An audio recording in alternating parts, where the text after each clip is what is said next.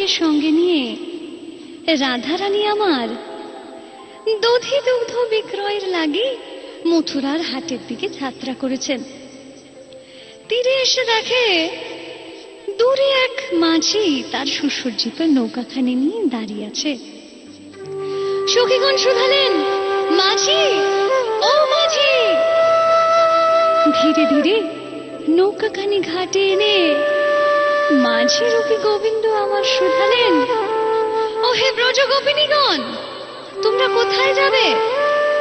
সখীগণ বললেন, আমরা মথুরার হাটে যাব গো, দেখছো না কত বেলা হয়ে গেল, তাড়াতাড়ি পার করে দাও।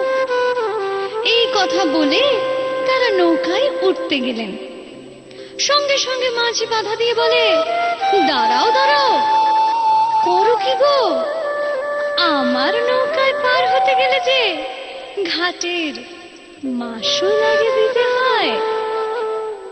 সখীগণ বললেন, তো বেশ, তোমার ঘাটের মাসুল কত শুনি। এই কথা শোনা মাত্র গোবিন্দ বললেন, বলি 16 আনা দে, বলি 16 আনা দে, না দিলে পার করি না। তিনি তার আপামর ভক্তগণের উদ্দেশ্যে বললেন, তোমাদের 16 আনা দাও না। 16 আনা চাইলেন তিনি, কিন্তু কিভাবে দেব এই 16 আনা তাও বলে দিলেন। বললেন, 10 6 যোগ করে 16 আনা দাও না। কিন্তু কি 10 আর কি বা 6, কেমন ভাবেই বা যোগ করব?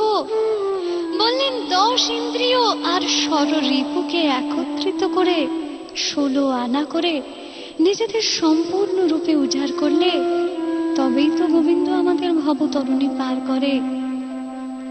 তোমাদের 16 আনা দাও না, 16 আনা দাও না, 10 6 যোগ করে 16 আনা দাও না, 10 6 যোগ করে 16 আনা দাও না, 10 6 যোগ করে 16 আনা দাও না, 10 6 যোগ করে 16 আনা দাও না, 10 6 যোগ করে 16 আনা দাও না।